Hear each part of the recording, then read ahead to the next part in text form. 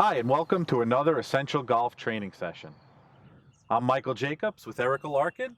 We're going to talk about warming up to play. There's nothing more fun than playing around a golf, so you want to prepare for it as best you can. I highly recommend that you go to a short game area, work on your putting, maybe some short shots before you head to the driving range. When you're putting, you want to get a feel for the speed of the green for that day. Every golf course is different. And even at different times of the day, the golf course might have different green speeds. So you want to dial in as best you can on the speed of the greens. I always recommend start with putting. When you head to the driving range, I think you want to work your way up through the bag.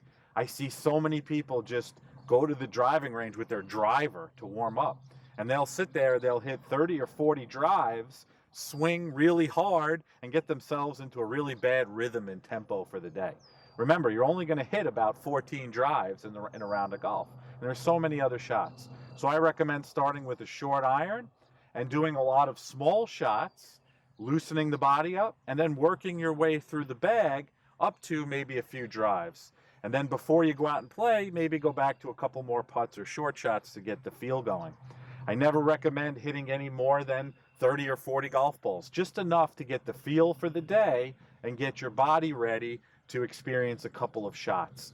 So many people spend so much time, they'll get to the driving range and they'll hit for 1 or 2 hours before they go out and play, and they'll be exhausted before they ever go out there. So take good care in your practice, work from short shots to long shots, and now Erica's going to talk about ways that you can get your body ready to play. Yes, so it's important to definitely get your body warmed up because you don't want to be stretching cold muscles. You could hurt yourself.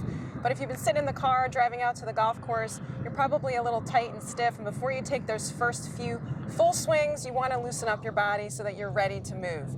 So we want to do what's called a dynamic warm-up.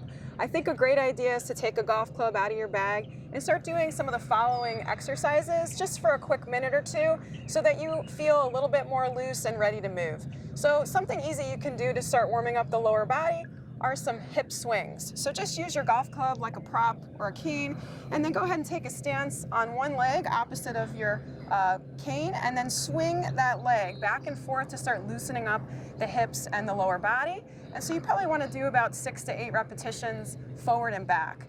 Then go ahead and place it in front of you, and you want to do the same motion but side to side. It's going to test your balance and get the standing leg a little warm and start going and loosening up that hip in a different direction. So you want to do both legs that way. Then I would start warming up the upper body. Take your golf club, hold it with 2 hands, raise it up over your head, and then take a nice stance and just raise and lower your arms behind your neck to get those shoulders loosened up. This is going to feel really good in your back and your arms. And so just really pull the club down, broaden out the shoulders, squeeze the shoulder blades back together, and do it at a pace that feels like you're starting to feel that your blood is pumping and that you're feeling those arms really warming up. So you're warming up your arms and your shoulders. Keep the club behind your shoulders, and then I would tell you to rotate and then bend down to one side. And you'll start to feel a stretching action through the low back. Go back up to the top and to the center. You're going to do this both ways, but down and back. And so you're doing these sort of moving stretches so that you do them at a pace that gets you warmed up a little bit in a cardio fashion, but also gets your muscles nice and loose. So those are a few great ideas you can do to warm up your core and your torso. And last is going to be the arms and the shoulders. So go ahead and take your golf club about halfway, and you're going to do some arm circles. And so this is going to just give you a little bit of weight and get the arms moving and the shoulders warmed up. You're going to do them forwards and backwards. And so you're going to do both sides. And last but not least, after you finish warming up your shoulders, you can go ahead and just get your arms and wrists stretched out by doing some golf club turns. So this feels really good through the arms, shoulders, and wrists. So you have a couple quick exercises you can do to get yourself loosened up, ready to swing. And then just like Mike says, work through your bag from short to long. Don't forget the short game, and then you should be pretty ready to go out and hit that first tee.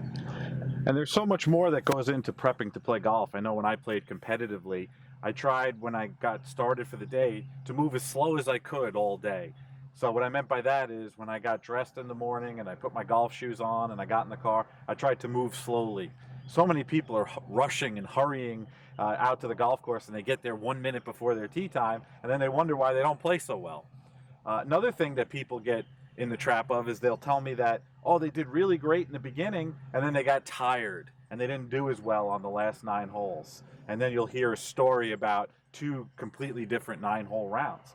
A lot of times you get dehydrated, so make sure you drink a lot of water. And then during a round of golf, what competitors do is they try to keep their blood sugar even.